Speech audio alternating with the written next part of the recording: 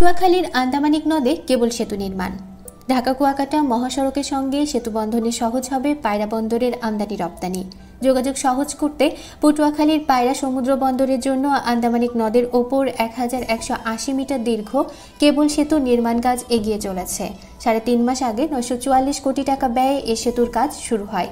এর মাধ্যমে ঢাকা কুয়াকাটা মহাসড়কের সঙ্গে পায়রা বন্দরের সেতু বন্ধন হতে যাচ্ছে।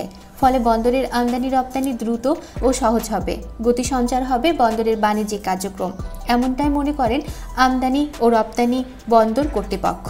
বন্দর কর্তৃপক্ষ বলেছেন, বন্দরের নির্মাণাধীন 6 লেন সড়কের সঙ্গে সংযুক্ত প্রধান এই সেতুটি নির্মিত হলে ঢাকা কুয়াকাটা মহাসড়কের সঙ্গে পায়রা বন্দরের সরাসরি সংযোগ স্থাপন হবে।